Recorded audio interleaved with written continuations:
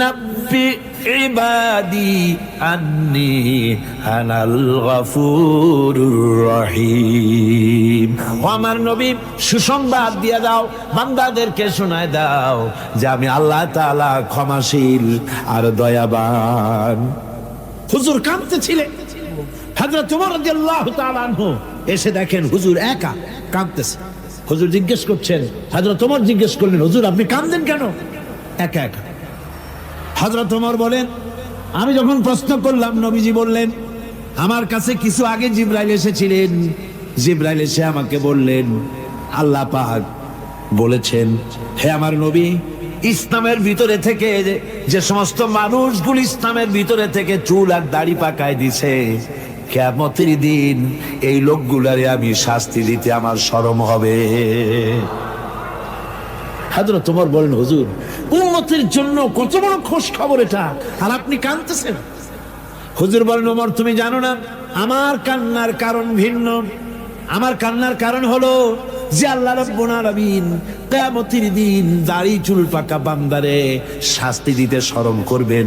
সেই দাড়ি চুল পাকা বান্দাগুলি আল্লাহর সাথে নাফরমানি করতে শরম করে না। আমি এই লজ্জায় কাঁদতেছি।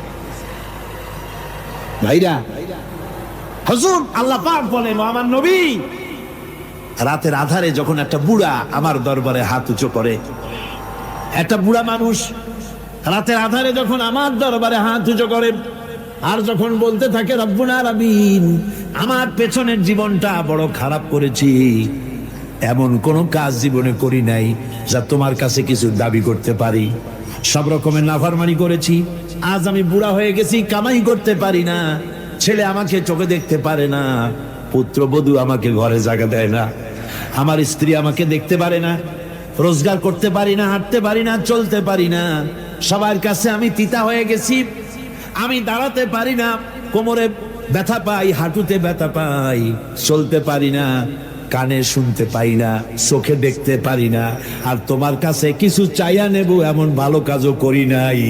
এইভাবে যখন বান্দা কাঁদতে থাকে আমার দরবারে, ও আমার হাবিব আমার রহমতের দরিয়ায় জোশ মেরে যায়, আমার শরম হয় এই বুড়াটারে কেমনে খালি হাতে ফিরাইয়া দেই। সুবহানাল্লাহ, সুবহানাল্লাহ।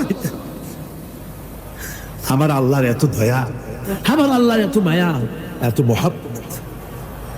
আমার আল্লাহ রাব্বুল আলামিন বলেন, ওয়াইদা সালাকা ইবাদি আন্নি ফাইন্নী করিব। ও আমার হাবিব, আমার বান্দা আমার ব্যাপারে প্রশ্ন করে, আমি বান্দার একদম নিকটে। কোরআন শরীফের ভিতরে যত জায়গায় রাসূলকে বলা হয়েছে সুয়ালের কথা, আপনাকে প্রশ্ন করা হয়, আল্লাহ তার জবাব কুল এই কথা বলে জবাব দিয়েছেন। যত জায়গায় সুয়াল এসেছে, যেমন কোরআনে কারীমের মধ্যে আল্লাহ পাক বলেন, ওয়ায়াসআলুনাকা আনিল মাহিদ, মেয়েদের হায়েজ সম্পর্কে জিজ্ঞাসা করা হয়, কুল হিয়া আযা, হে নবী আপনি বলুন। এভাবে করে কুল দিয়ে জবাব দেওয়া হচ্ছে। আবার প্রশ্ন করা হচ্ছে, ওয়ায়াসআলুনাকা আনিল আনফাল, এই গনিমতের মাল সম্পর্কে হুজুর আপনাকে, হে নবী আপনাকে প্রশ্ন করা হয়। আল্লাহ কুল দিয়া জবাব দিলেন। আল্লাহ বলেন আপনি বলেন।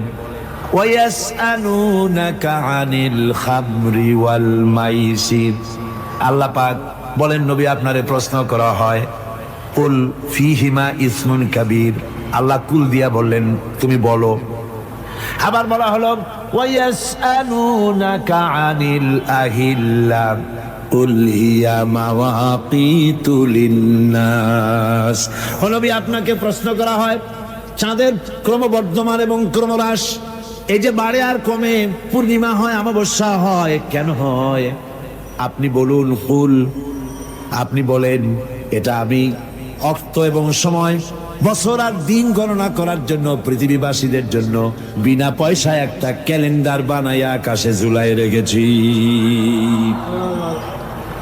এভাবে যত জায়গায় এসেছে আপনাকে প্রশ্ন করা হয়, তত জায়গায় আল্লাহ জবাব দিয়েছেন কুল আপনি বলেন। গোটা কোরআন শরীফের ভিতরে এই একটি মাত্র জায়গা যেখানে বলা হয়েছে আপনাকে প্রশ্ন করা হয়, আল্লাহ এখানে বলতে পারতেন কুল, আপনি বলেন আল্লাহ তোমাদের নিকটবর্তী, এভাবে জবাব হয় নাই। এটা কায়দাটা হলো এই, আল্লাহ বলতেছেন ওয়াইজা সালাকা ইবাদি, ও আমার নবী প্রশ্ন তো আমার বান্দারা আমার ব্যাপারে করেছে, এবার আপনার জবাবের কোনো দরকার নাই, প্রশ্ন আমার ব্যাপারে আমি নিজে জবাব দিয়ে দেই, ফা ইন্নী কারীব। ও বান্দা আমার ব্যাপারে প্রশ্ন করেছিস, জবাব আমি দেই, আমি তোর সবচাইতে বেশি নিকটে। সুবহানাল্লাহ, কত নিকটে? وَنَحْنُ أَقْرَبُ إِلَيْهِ مِنْ حَبْلِ الْوَرِيدِ। তোর যে রব, এই শাহরবের চাইতেও আমি তোর বেশি কাছে। সুবহানাল্লাহ, আমারে ডাক, আমারে ডাক, কলিজা দিয়া ডাক, অন্তর দিয়ে ডাক। মনের থেকে মানুষ যদি ডাকে, মুখের ডাক আর মনের ডাক এক জিনিস নয়।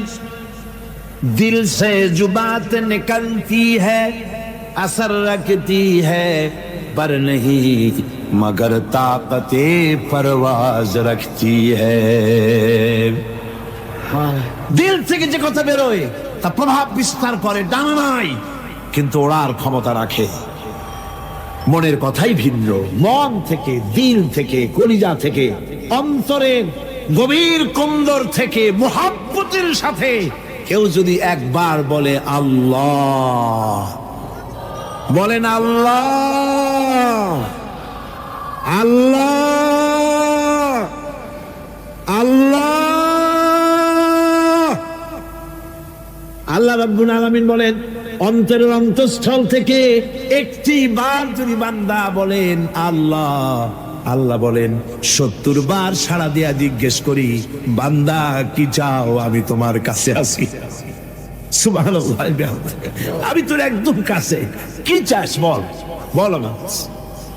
এমন দয়াবান, এমন মেহেরবান, এমন আল্লাহ আমাদের, সে আল্লাহ রাব্বুল আলামিন, তিনি বলছেন وقال ربكم ادعوني استجب لكم। তোমাদের রব বলেছেন আমারে ডাকো, আমি আল্লাহ ডাকের সাড়া দিয়া দেব। সুবহানাল্লাহ, কারে ডাকতে হবে, কারে ডাকতে হবে? এই বিশাল জনসমুদ্র একযোগে চিল্লায় কোন কারে ডাকতে হবে? কোন পীর সাহেবকে নয়, আল্লাহর কসম কোন খাজা বাবাকে নয়, ডাকতে হবে কারে? চিল্লায় কোন কারে?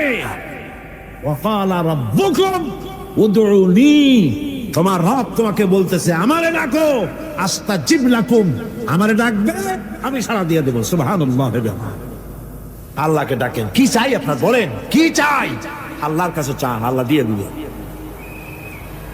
যাওয়ার জায়গা আল্লাহর কাছে চাইবেন, আল্লাহ দিবেন। দেওয়ার জায়গা, চাওয়ার জায়গা হলো সেজদায় পড়ে যাবেন। আমার ভাইয়েরা, জায়গাটা চিনায় দিলাম।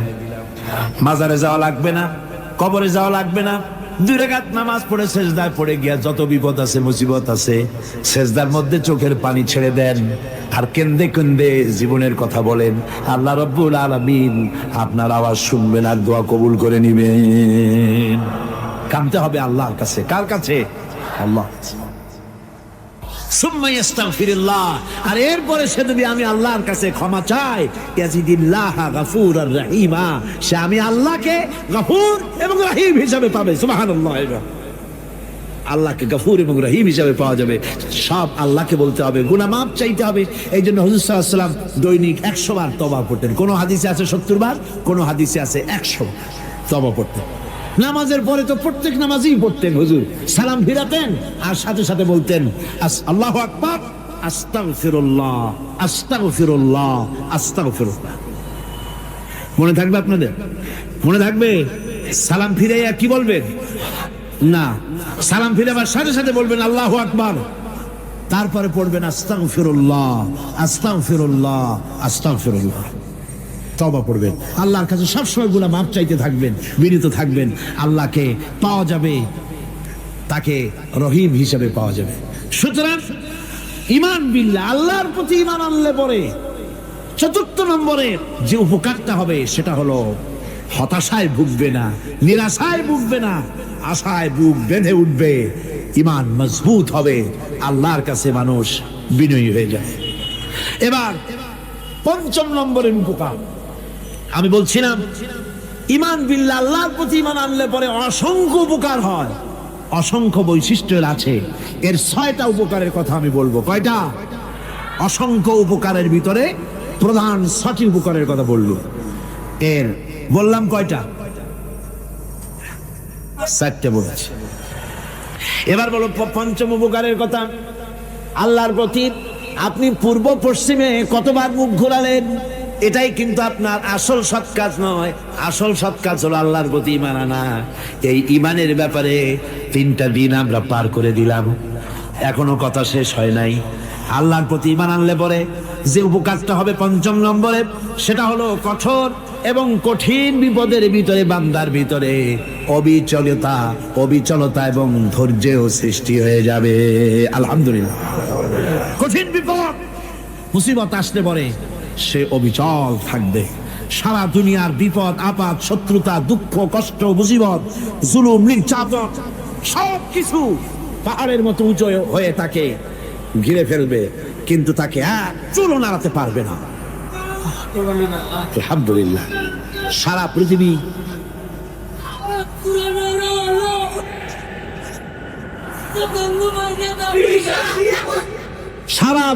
একদিকে আর সে একা একদিকে থাকবে। বিরোধিতা তো হবেই, বিপদ তো আসবেই।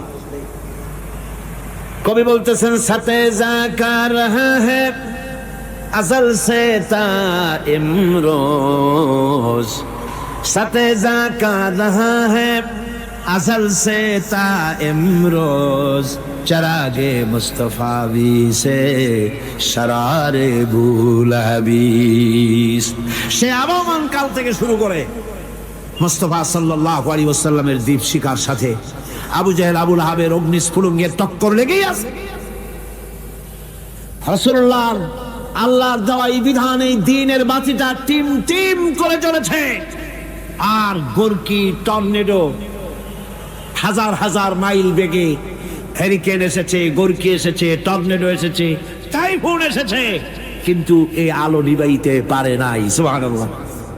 এই আলো নিবাতে পারে নাই। এ শত্রুতা চিরকালে নিবাতে পারবে না। কারণ হচ্ছে আল্লাহ রাব্বুল আলামিন বলেছেন, ইউরিদুনা লিইউতফিউ নূরাল্লাহি বিআফওয়াহিহিম ওয়াল্লাহু মুতিম্মু নূরিহি ওয়ালাউ কারিহাল কাফিরুন।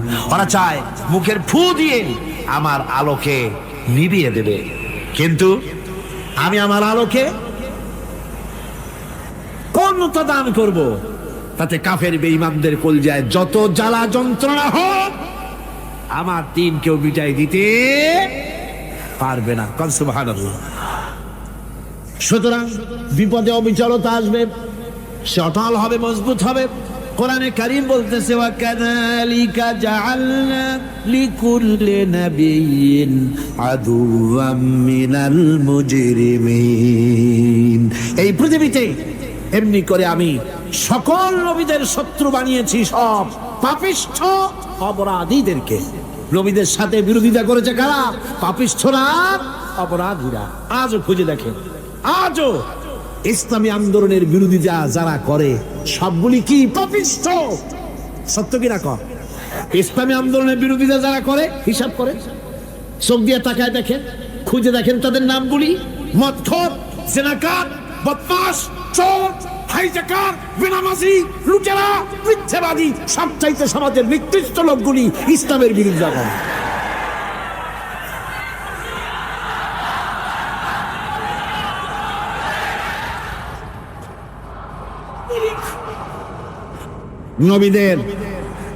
নবীদের শত্রু আল্লাহ বলেন, সব যুগে নবীদের সাথে শত্রুতা করেছে পাপিষ্ঠরা। আল্লাহর কথা, কার কথা? সকল যুগে নবীদের সাথে শত্রুতা করেছে পাপিষ্ঠরা, নিকৃষ্ট ধরনের অপরাধীরা। সুতরাং নবী রাসূলদের অবস্থা যখন এই, তখন দ্বীনের দাওয়াত যারাই দেবে তাদের কিসমত এরকম হবেই। এই বাধার মোকাবেলা তাদেরও করতে হবে। এই যে বাধাটা আসে, এই যে মারে, অপরাধ অপরাধ কি? এই যে তারা চোর বা ডাকাত যাদের মারা হয়। আল্লাহ রাব্বুল আলামিন বলেন অপরাধ হলো ওয়ামা নাকামু মিনহুম ইল্লা আইয়ুমিনু বিল্লাহিল আজিজিল হামিদ। অপরাধ হচ্ছে ইমানদার লোকদের উপরে নির্যাতন চালিয়েছে, অন্য কোনো কারণে নয়। কারণ একটাই, তারা আল্লাহর জমিনে আল্লাহর দ্বীন প্রতিষ্ঠা করতে চেয়েছে, আর কোনো অপরাধ না। জমিন আল্লাহর, জমিন কার? এই বিশাল জনসমুদ্র গর্জে উঠুন একযোগে, বলুন জমিন কার? আইন চলবে কার? এখানেই সংঘর্ষ বেঁধেছে আবহমান কাল ধরে। মানুষ অত্যাচারিত হয়েছে, সাহাবায়ে কেরাম অত্যাচারিত হয়েছেন। বুখারী শরীফের হাদিসে এসেছে রাসূল করিম সাল্লাল্লাহু আলাইহি ওয়াসাল্লামের কাছে হযরতে খাব্বাব গিয়ে উপস্থিত হয়েছিলেন। হযরতে খাব্বাব বলেন, হাদিসটা এভাবে লেখা হয়েছে বুখারীতে, ওয়ান খাব্বাব বিন আরিদ রাদিয়াল্লাহু তাআলা আনহু قال شكونا إلى رسول الله صلى الله عليه وسلم وهو متوسد بردة له في ظل الكعبة। রাসূলুল্লাহর কাছে গেলাম, কাবা শরীফের কাছে গিয়ে দেখি নবীজি একটা চাদর গায়ে দিয়ে তিনি আরাম ফরমাচ্ছিলেন কাবা শরীফের ছায়ায়। সেখানে গিয়ে বললাম, আলা তাস্তানসিরু লানা আলা তাদউ লানা ইয়া রাসূলুল্লাহ, হে আল্লাহর রাসূল, আপনি কি আমাদের জন্য আল্লাহর কাছে দোয়া চাইবেন না? আপনি কি আল্লাহর কাছে আমাদের জন্য সাহায্য চাইবেন না? আমাদের লোকগুলিকে, মুসলমানগুলিকে মারতে মারতে তো শেষ করে ফেলে দিল। তারা আমাদের সুমাইয়াকে মারলো, আমাদের খাব্বাবকে উটের সাথে পায়ের দড়ি লাগায় টানলো, আমাদের খোবায়েবকে তারা আগুনের উপরে চিৎ করে শোয়ায় রাখলো, না খায় রাখতেছে, মারতেছে, কষ্টে তো শেষ হয়ে গেলাম। হুজুর, আপনি কি আমাদের জন্য দোয়া করবেন না? হাদিস শরীফে এসেছে নবীজি উঠে বসলেন সোজা হয়ে। নবীজি বলেন, ও আমার সাহাবী, ও খাব্বাব, শোনো, তোমাদের আগে এই পৃথিবীতে যারা দ্বীনের দাওয়াত দিতে এসেছিলেন তাদেরকে সমকালীন রাষ্ট্রশক্তি, সমাজ শক্তি তাদেরকে ধরতো। ফায়ু খাজুর রাজুলো, তাদেরকে তারা ধরতো। ফায়ুহফারু লাহু ফিল আরদ, আর তার জন্য জমিনের ভিতরে কবর বানাইতো। ওই কবর ফায়ুজআলু ফিহা, ওই কবরের ভিতরে তাকে কোমর পর্যন্ত গেড়ে দিত। সুম্মা ইউতা বিল মানশার, এরপরে করাত আনতো। ফায়ুদাউ আলা রাসিহি, এরপরে ওই করাত তার মাথার উপরে রাখতো। ফায়ুজআলু নিসফাইন, এরপরে করাত দিয়া চিরে জীবিত মানুষটারে দ্বিখণ্ডিত করে ফেলে দিত। মা ইয়াসুদ্দুহু যালিকা আন দীনিহি। ও আমার খাব্বাব, এত কষ্ট দেওয়ার পরেও সেই যুগের কোন মুসলমানকে, দ্বীনের দায়ীদেরকে আল্লাহর দ্বীন থেকে এক চুলো তারা সরাই দিতে পারে নাই, এক চুলো সরাতে পারে নাই। ওয়াল্লাহি, ও খাব্বাব, আমি আমার আল্লাহর নামে কসম করে বলছি, লা ইউতাম্মান্নাল্লাহু হাযাল আমরা হাত্তা ইয়াসিরা আর-রাকিবু মিন সানা ইলা হাযরামাউত। আমি কসম করে বলি, আল্লাহ রাব্বুল আলামিনের এই সানা থেকে হাজারামাউত পর্যন্ত লোকেরা যাতায়াত করবে, সুন্দরী রমণীরা গমন করবে, সদাগরেরা যাতায়াত করবে, টাকা নিয়া পয়সা নিয়া যাতায়াত করবে। তাদের মনের মধ্যে লুটের ভয়, টাকার ভয়, চুরির ভয়, ডাকাতির ভয়, জেনার ভয়, হত্যার ভয়, ধর্ষণের ভয়, কোনো ভয় থাকবে না। লা ইয়াখাফু ইল্লাল্লাহ, আল্লাহ ছাড়া কোনো ভয় থাকবে না। এমন একটা সমাজ, এমন একটা সময় আসবে, ওয়ালাকিন্নাকুম তাস্তাজিলুন, অথচ খুব তাড়াহুড়ো তোমরা করতেছো। তাড়াহুড়ো করো না, সময় আসবে ইনশাআল্লাহ। আমার ভাইয়েরা, আমার বন্ধুগণ, কঠিন বিপদে অবিচলতা এবং ধৈর্যের দৃষ্টান্ত রেখে গেছেন আম্বিয়া আলাইহিমুস সালাম। সুবহানাল্লাহ। কঠিন বিপদে অবিচলতা, দৃঢ়তা, ধৈর্য কারে বলে, তার দৃষ্টান্ত কারা রেখেছেন? আম্বিয়া আলাইহিমুস সালাম। ওনারাই আমাদের আদর্শ, নবীরাই আদর্শ। সাহাবায়ে কেরাম রিদওয়ানুল্লাহ তাআলা আলাইহিম আজমাইন আমাদের আদর্শ। ভাইরা আমার, মুসা আলাইহিস সালামকে ফেরাউন যখন ঘিরে ফেলে দিল, কোরআনের সব কথা গল্প গুজবার ইতিহাসের জন্য লেখা হয় নাই। কোরআনের মধ্যে যা লেখা হয়েছে সব বান্দাদের উপদেশের জন্য, যাতে করে লোকেরা চিরটা কাল এর থেকে উপদেশ নিয়ে নিজেদের তৈরি করতে পারে। জোরে বলেন সুবহানাল্লাহ। মুসা আলাইহিস সালামের কথা আল্লাহ বলেন, ফেরাউন তাকে ঘিরে ফেলে দিল, পালাবার রাস্তা নাই। ফালাম্মা তারাআ আল জামআন ক্বালা আসহাবু মূসা ইন্না লামুদরাকুন। মুসা আলাইহিস সালামের উম্মতেরা বললেন, হে মুসা, পাকড়াও হয়ে গেছি, পালাবার রাস্তা নাই। তিন দিক থেকে আমাদেরকে ঘেরাও করেছে ফেরাউনের শক্তি। সামনে কি দরিয়া, আর তিন দিকে কি ঘেরাও আন্দোলন। পালাবার পথ না, পালাবার পথ নাই, সারাশি আক্রমণ, ঘেরাও আন্দোলন। এই যে ঘেরাও টেরাও তো আজকে নতুন নাই, ঘেরাও আসছে অনেক আগের থেকে। আসলে কথা বুঝতে পারছি, মাইক না থাকলে আমি কি করবো কন? আজকে এরকম হচ্ছে কেন? আগামীকাল ঠিক হবে ইনশাআল্লাহ, রাগ করেন না। জি, গান হচ্ছে, বসেন বসেন। শয়তান ঢুকছে মাইকের মধ্যে। অনেক সময় হয় কি, মাইকের হাই পাওয়ারের যে মেশিন আছে, এর ভিতরে ইথার থেকে রেডিওর ওই গানগুলি ওর মধ্যে ঢুকে পড়ে। কথা বুঝতে পেরেছেন? এই জন্য শয়তান তো আর বসে থাকে না, ওরও তো কিছু করার আছে। ধৈর্য ধরেন, ধৈর্য ধরেন। কালকে অপারেটরদেরকে মাওলানা শামসুদ্দিন সাহেবের কাছে অনুরোধ করব, অপারেটর একটু ভালো করে হেদায়েত করে দেবেন মাইকে। আজকে আমার নিজেরও কষ্ট হচ্ছে, আমিও বুঝতে পারছি না যে আমার কথাগুলি কি আওয়াজে বেরোচ্ছে, যার জন্য আমাকে বেশি চিল্লাইতে হচ্ছে। বক্তাকে কি লাউডে তার কথা বেরোচ্ছে তা তার কানে আসতে হয়, তাহলে বোঝা যায় যে আমার কথাগুলি কিভাবে বেরোচ্ছে। এটার এই অবস্থায় সিচুয়েশন আজকে নাই, এবং লোকেরাও মাইকের ব্যাপারে আজকে অভিযোগ করেছে যা বিগত 16 বছরে করে নাই। সেটের ব্যাপারে কোথাও কোনো অসুবিধা হয়েছে? মাইকটা ভালো, এবং মাইক যারা দেন প্রতি বছর খেদমত করে, আল্লাহ তাদের প্রতি রহম করুন। সবাই বলেন আমিন। এদেরকে রাগ করে পথে পাই আবার মারধর করেন না। সিলেটের যে তাফসীর মাহফিল হয়, বিগত 19 বছর তাফসীর করেছি একটানা, এবার 20 বছর পুরো হবে ইনশাআল্লাহ। সিলেটে একটানা 20 বছর তাফসীর করতেছি সেখানে।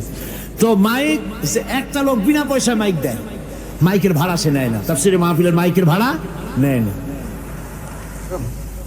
যে বছর এরশাদ সরকার আমাকে প্লেন থেকে নামতে দিল না, আপনাদের মনে আছে, সিলেট থেকে ফিরাই দিল। এই খবরটা মাইকম্যান যখন শুনেছে যে আমাকে নামতে দেয় নাই, ফিরাই দেওয়া হয়েছে, সাথে সাথে স্ট্রোক করেছে, হার্ট ফেল করে দুনিয়া থেকে বিদায় হয়ে গেছে। সিলেটে তাফসীর হতে পারবে না এই কথা সে বরদাস্ত করতে পারে না। আমি কেঁদেছি আর দোয়া করেছি, আল্লাহ কোরআনের মহব্বতে লোকটার এই অবস্থা হলো, তোমার জান্নাত তুমি দয়া করে তাকে দান করে দিও।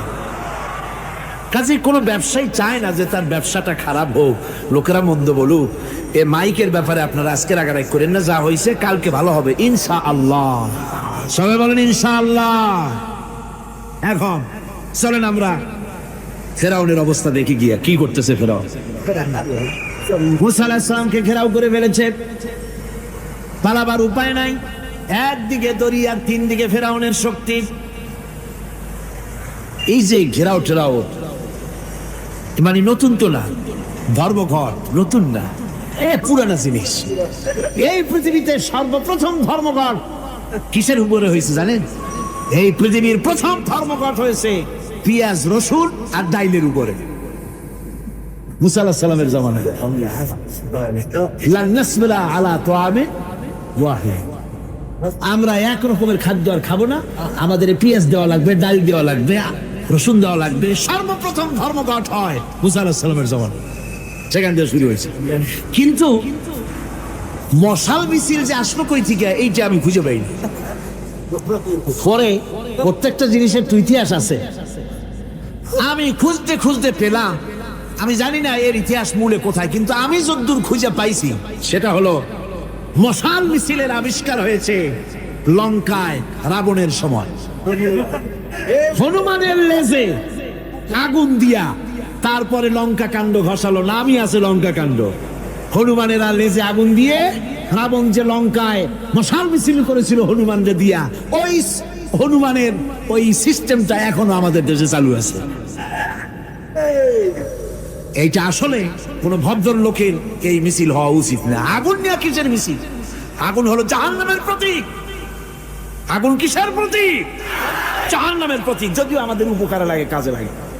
সুতরাং আমরা যা করব প্রত্যেকটা জিনিসের পেছনে সুন্নতে নববীর কোনো না কিছু থাকতে হবে। কথা বুঝতে পেরেছেন? 3 দিক থেকে ঘেরাও হয়ে গেছে, পালাবার কোনো রাস্তা। হযরতে মুসা আলাইহিস সালামের কাছে উম্মতরা বললেন, পালাবার তো কোনো পথ নাই, এখন উপায়টা কি? আমাদের তো আর উপায় নাই। মুসা আলাইহিস সালাম দেখেন বিপদে পড়ে গেছেন, কিন্তু ধৈর্য হারান নাই, ভয় পান নাই। ভয় পাইছিলেন? ভয় পেয়েছেন? প্রশ্নই ওঠে না। মুসা আলাইহিস সালাম আল্লাহ পাক যাদেরকে বলেছেন উলুল আযম, রাসূল যাদের বলেছেন তার মধ্যে হযরত মুসা একজন উলুল আযম পয়গম্বর।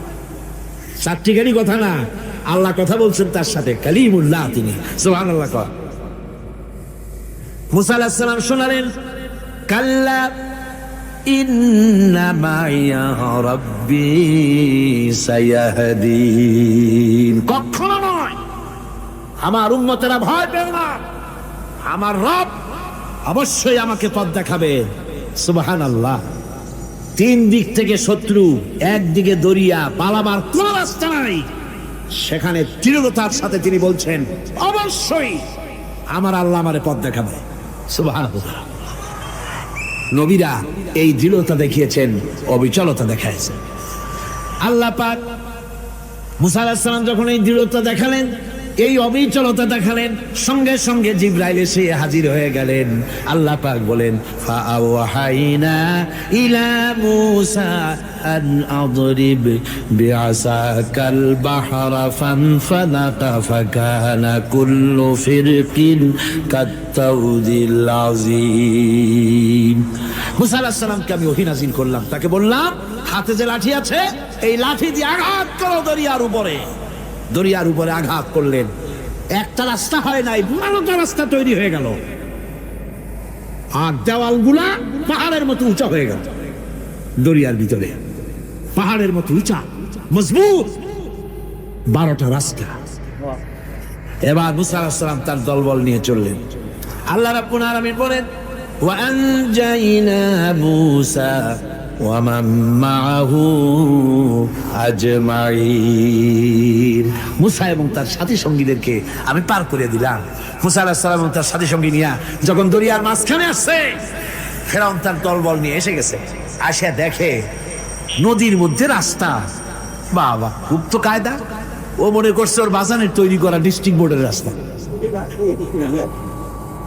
ওর লোকজন নিয়ে নেমে গেছে দরিয়ার ভিতরে। ও আসছে মাঝখানে, মুসা আলাইহিস সালাম চলে গেছেন ওপার, দরিয়া পার। মাঝখানে যখন এসে গেল, আল্লাহ রাব্বুল আলামিন পানিকে অর্ডার করলেন কুন। আল্লাহর তো বটন টেপা লাগে না, মুখ দিয়া কোনো হুকুম করা লাগে না, শুধু বলেন কুন। যে ব্যাপারে কুন বলেন ফায়াকুন, সাথে সাথে হয়ে যায়। আল্লাহ বললেন কুন, আর অমনি রাস্তা বন্ধ হয়ে গেল। এবার তুফান শুরু হয়েছে নদীতে, ঢেউয়ের উপরে ঢেউ, মৌজুন কাল জিবাল, পাহাড়ের মতো উঁচু হয়ে হয়ে ঢেউ আসতেছে। দলবল ঘোড়া আর অস্ত্রপাতি যা ছিল সব মরিয়া শেষ। এবার ফেরাউন একা উপরে ওঠে আর নিচে নামে, পানি খেতে খেতে পেটের কাম সারা। জনমের খাওয়া খাইছে পানি, এখন যান যা, বাঁচবার আর উপায় না, বাঁচবার আর উপায় নাই। ফেরাউন তার নিজের জীবন সম্পর্কে হতাশ হয়ে গেল। এবার ফেরাউন বলতেছে, আমানতু আন্নাহু লা ইলাহা ইল্লাল্লাযী আমানাত বিহি বানু ইসরাঈল। আমি ঈমান আনলাম, আমি ঈমান আনলাম আল্লাহ ছাড়া কোনো ইলাহা নাই। ওই আল্লাহর উপর ঈমান আনলাম যে আল্লাহর উপরে ঈমান এনেছে বনি ইসরাঈলেরা। আল্লাহ যাতে ঠিক পাইছে কোন আল্লাহর উপর ঈমান আনছে। বনি ইসরাঈলের আল্লাহর উপর ঈমান আনলাম। আল্লাহ এই তো মুসলমান হয়ে গেছি, এরপরও আমার সুবাও কেন? আল্লাহ রাব্বুল আলামিন জবাবে বলেন, আল আন, এখন ওয়াকাদ আসাইতা ক্বাবলু ওয়া কুনতা মিনাল মুফসিদিন।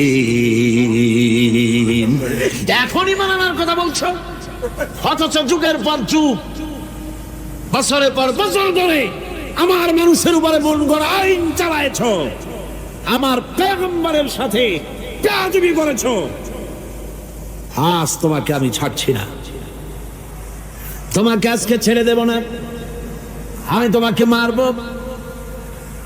আর সমস্ত প্রাণীগুলিকে, স্থলচর প্রাণীগুলিকে আল্লাহ পাক অর্ডার দিয়া দিলেন, এই ফেরাউনের লাশকে ডুবাবি না, পচাবি না, খাবি না। আলিয়াউমা নুনাজ্জিকা বিবাদানিক, আমি তোমার শরীরে বাঁচায় দেব।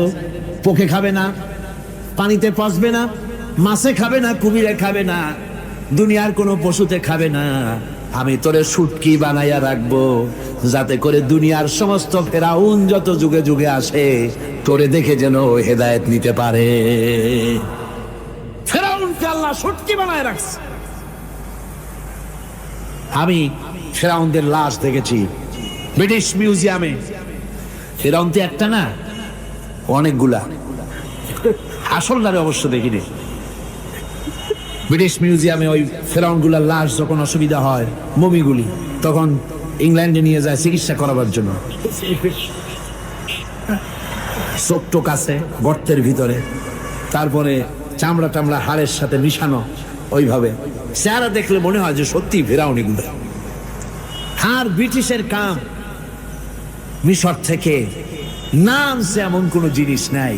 আমি সেখানে এক বক্তৃতা বলছিলাম, আপনারা এদের কোন সভ্য, এদের কোন ভদ্র, এরা হলো ইন্টারন্যাশনাল সোর্স। ওরা সারা দুনিয়া চুরি করেছে। লন্ডনে বক্তৃতা করেছি, সারাটা দুনিয়া চুরি করছে, আমাদের দেশকে শোষণ করেছে। এই বিশাল ভূভাগকে শোষণ করে ইংল্যান্ডের দ্বীপটাকে তারা সাজাইছে। তারা ময়ূর সিংহাসনের, শাহজাহানের ময়ূর সিংহাসনের ময়ূরের বাম চোখে কোহিনূর মণি লাগাইছিলেন। শাহজাহান ময়ূরের ডান চোখে কোহিনূর মণি লাগায় নাই। কোহিনূর মণির অনেক দাম, আমি দেখে এসেছি মণি। এখন সেটা কুইন এলিজাবেথের মুকুটে শোভা পাচ্ছে। সেই মণি এমনি বলে প্রবাদে, 7 রাজার ধন এক মাণিক্য, বলেন এরকম অনেক দাম। শাহজাহান দেখালেন, আমি মুসলমান, আমার কাছে এটার দাম নাই, এই জন্য ময়ূরের ডান চোখে লাগালাম না, বাম চোখে লাগাই দিলাম। এইটারে চুরি করছে। তারপরে মিশর থেকে, মিশরের মমি চুরি করেছে, জুতা চুরি করছে, ছাতি চুরি করছে, পিসা চুরি করেছে। আমি বললাম, এগুলা কি ভদ্রলোক নাকি? আর জুতা চোর, পিসা চোর, লাঠি চোর, সব চুরি করছে। যাই দেখেন ব্রিটিশ মিউজিয়ামের মধ্যে সব দুনিয়ার চুরি করা জিনিস নিয়ে তারা মানুষকে দেখাইয়া পয়সা উপার্জন করছে। টিপু সুলতানের তরবারিটা পর্যন্ত চুরি করেছে। আজ পর্যন্ত ব্রিটিশ মিউজিয়ামে টিপু সুলতানের তরবারিটা আছে, আমি তরবারিটা দেখে এসেছি। আমার বন্ধুগণ, বলতেছিলাম যে পৃথিবীতে আল্লাহ রাব্বুল আলামিন নবীরা তাদের চরিত্র দিয়ে বিপদের মোকাবেলা করে, দুনিয়ার সামনে কঠিন বিপদের মোকাবেলা করে অবিচলতা, দৃঢ়তা দেখায় গেছেন যে কেমন করে এই পৃথিবীতে বিপদের সামনে মোকাবেলা করতে হয়। ধৈর্য ধরতে হবে। বিপদ আসবে পাহাড় সমান হয়ে, আপনাকে ধৈর্য ধারণ করতে হবে সেভাবে বুক বেঁধে। যেহেতু এটা যদি বিশ্বাস হয় যে আমার কিসমতে যা আছে তার থেকে বেশি কিছু হবে না, তাহলেই আপনার ধৈর্য আসবে, ভয় পাবেন না। কথা ঠিক কিনা কন? এবারে হযরত হুদ আলাইহিস সালাম সম্পর্কে আল্লাহ রাব্বুল আলামিন বলেন, হযরতে হুদকে যখন ষড়যন্ত্র হলো, কাফির বেঈমানেরা তাকে মেরে ফেলার জন্য যখন সরকারি ষড়যন্ত্রে লিপ্ত হয়ে গেল, হযরতে হুদ সমাজের এই চ্যালেঞ্জের মোকাবেলা করলেন। হযরত হুদ বলেন, ফাকিদুনি জামিআন সুম্মা লা তুনজিরুন ইন্নী তাওয়াক্কালতু আলাল্লাহি রাব্বি ওয়া রাব্বিকুম। আমি, তোমরা তোমাদের ষড়যন্ত্র আমার বিরুদ্ধে যত পারো আমার বিরুদ্ধে ষড়যন্ত্র চালাও, এতটুকু আমার অবকাশ দিও না। আমি এমন আল্লাহর উপরে ভরসা করেছি যার হাতের ভিতরে তোমাদেরও জাল আর আমারও জাল। যা পারো তাই করো। সরকার, সমস্ত শক্তি একত্রিত হয়ে আমার মোকাবেলা করো। একদিকে হুদ আলাইহিস সালাম, আর একদিকে গোটা জাতি। হযরত হুদ ভয় পায় নাই। সুবহানাল্লাহ। ঈমান বিল্লাহ মানুষের কলিজাকে এভাবে শক্ত করে দেয়। কোন আলহামদুলিল্লাহ। এবারে এই বিপদের, কঠিন বিপদের মোকাবেলা করে আমার রাসূল যে প্রমাণ দিয়া গেলেন, আমার রসুল যে কঠিন বিপদের মোকাবেলা করলেন, ভাইয়ের আমার, হিজরতের রাতে সওর পাহাড়ের ভিতরে যখন তিনি আশ্রয় নিলেন, হযরতে আবু বকরের সাথে ছিলেন। হযরতে আবু বকর রাদিয়াল্লাহু তাআলা আনহু বলেন, হুজুর আপনি দাঁড়ান, এটা তো পাহাড়িয়া গুহা, গুহার ভিতরে সাপ থাকতে পারে, বিচ্ছু থাকতে পারে, আমি আগে ঢুকি, বিপদ যদি হয় আমার উপর থেকে হয়ে যাক। গুহার ভিতরে নেমে গুহা সাফ করলেন, এরপরে হুজুরকে ডাকলেন, হুজুর তাশরীফ নিলেন গুহার ভিতরে। এরপরে হুজুর বললেন, আবু বকর, পাহাড়ে হেঁটে হেঁটে 2-3টা পাহাড় পাড়ি দিয়া যাওয়া লাগে সৌর পাহাড়ে। মদিনার সোজা রাস্তা হুজুর ধরেন নাই, মেসফালার পথ দিয়া জাবালে খেদোয়ার উপর দিয়া 3টা পাহাড় পাড়ি দিয়া তারপরে হুজুর গেলেন সৌর পাহাড়ে। গুহার ভিতরে হুজুর তাশরীফ নিলেন, বললেন, আবু বকর তুমি বসো, তোমার উরুর উপরে মাথা রেখে আমি একটু আরাম করি। হযরতে আবু বকর বসলেন, হুজুর তার উরুর উপরে মাথা রেখে ঘুমায় গেলেন। আর এরপরে কাফির বেঈমানেরা তালাশ করতে করতে কাফেররা এসে গেল পায়ের চিহ্ন দেখে দেখে গর্তের কাছে। হযরত আবু বকর ভয়তে কেঁদে ফেললেন, আরে আর তো উপায় নাই, এবার তো ধরা পড়ে গেছি, এবার নবীজিকে মেরে ফেলে দেবে। নবীর মহব্বতে, নিজের মহব্বতে নয়, নবীর মহব্বতে কাঁদতেছিলেন। হুজুর বলেন, হুজুরের ঘুম ভেঙে গেল। বলো, আবু বকর কাঁদো কেন? ছেলের কথা, মেয়ের কথা, বিবির কথা, বাড়ির কথা মনে পড়লো নাকি? হযরত আবু বকর বলেন, ইয়া রাসূলুল্লাহ, আল্লাহর কসম করে বলি, যেদিন ঈমান এনেছি এই কলিজার ভিতরে মা বাপ, স্ত্রী, পুত্র, পরিজন, এমনকি আমার নিজের জীবনের চাইতে আপনারে বেশি ভালোবাসি। কাঁদো কেন, কাঁদো কেন? হযরত আবু বকর বলেন, হুজুর ধরা পড়ে গেছে, কাফেররা এসে গেছে, গর্তের কাছে তাকালি আমাদের দেখতে পাবে, আমরা তো মাইনরিটি, ওরা তো মেজরিটি, আমরা তো ধরি মারি ফেলাই, আপনাকে মেরে ফেলে দেবে, এই জন্য কাউকে। আল্লাহ রাব্বুল আলামিন, হুজুর তখন কি দৃঢ়তা, কি অবিচলতা, কি ধৈর্যের পাহাড় সম মনোবৃত্তি তখন দেখালেন। আল্লাহ কোরআন শরীফে চিরকাল যাতে মানুষেরা হেদায়েত নিতে পারে, সেজন্য হুজুরের কথা উঠায় দিলেন কোরআনে। আল্লাহ পাক বলেন, ইযহুমা ফিল গার ইয ইয়াকুলু লিসাহিবিহি লা তাহজান ইন্নাল্লাহা মা'ানা।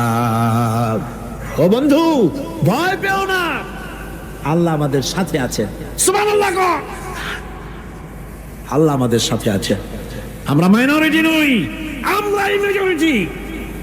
আল্লাহ আছে আমার সাথে, ভয় পাওয়ার কোনো কারণ নাই। সুবহানাল্লাহ। আল্লাহ পাক বলেন, ফাআনজালাল্লাহু সাকিনাতাহু আলাইহি ওয়া আইয়াদাহু বিজুনুদিন লাম তারাওহা।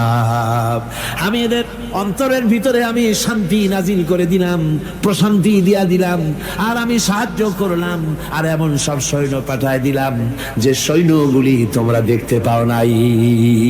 সুবহানাল্লাহ ওয়া বিহামদিহি। ভাইরা আমার, রাসূল করিম সাল্লাল্লাহু আলাইহি সাল্লাম এই বিপদের মাঝে, চরম বিপদের মাঝে অবিচলতা, দৃঢ়তা, কঠিন আত্মনির্ভরতা দেখিয়েছেন। এগুলি হলো ঈমানের 5ম নম্বরের উপকারিতা। আল্লাহর প্রতি ঈমান আনলে এভাবে পাহাড় সম ঈমান মজবুত হয়ে যায়। জেলের পরোয়া করি না, ফাঁসির পরোয়া করি না, শহীদ হওয়ার পরোয়া করি না, মেরে ফেলে দেবে, উড়ায় দেবে, হত্যা করবে, পরোয়া করি না। পরোয়া করি কেবলমাত্র কাকে? যারা বলেন কারে? এইরকম মুসলমান হাজার হাজার লাখ লাখ দরকার নাই, 313 জন যথেষ্ট। কয়জন যথেষ্ট? 313 জন যথেষ্ট। বদরে যারা জান দিয়ে, মাল দিয়ে দ্বীনকে প্রতিষ্ঠিত করেছিলেন, এরকম 313 জনই যথেষ্ট ছিল। এই দৃঢ়তা, এই অবিচলতা, এই ঈমান, এই ধৈর্য শিক্ষা দেয়, এই উপকার করে। ঈমান বিল্লাহ, আল্লাহর প্রতি ঈমান আনলে এভাবে পাহাড়ের মতো শক্ত হয়ে যায় কলিজা। কোন আলহামদুলিল্লাহ। আমার বন্ধুগণ, এবার আমি বলবো সর্বশেষ উপকারের কথাটা বলি, মোনাজাত ছেড়ে দেব। কয়টার কথা বলছিলাম? উপকার 6টা উপকারের কথা বলেছি। অনেকগুলি বৈশিষ্ট্য, অনেকগুলি উপকারের মধ্যে আল্লাহর প্রতি ঈমানের 6টা উপকারের কথা 5টা বলা হয়ে গেছে। এবার 6ষ্ঠ নম্বর এবং শেষ নম্বর, এটা হচ্ছে আল্লাহর প্রতি ঈমান আনলে পরে তার দ্বারা সবচাইতে বেশি ফায়দা পায় সমাজ এবং রাষ্ট্র। কল আলহামদুলিল্লাহ, কল আলহামদুলিল্লাহ। আল্লাহর প্রতি ঈমানের দ্বারা নৈতিক সংশোধন হয় এবং রাষ্ট্র আর সমাজ সবচাইতে বেশি উপকৃত হয়। কারণ হলো ইমানদার ব্যক্তি আল্লাহর প্রতি যে ঈমান এনেছে তার মনের মধ্যে ধারণা এটা হয়, আমার কোনো কাজ তো গোপন থাকে না। ইন্নাল্লাহা লা ইয়াখফা আলাইহি শাইউন ফিল আরদি ওয়ালা ফিস সামা।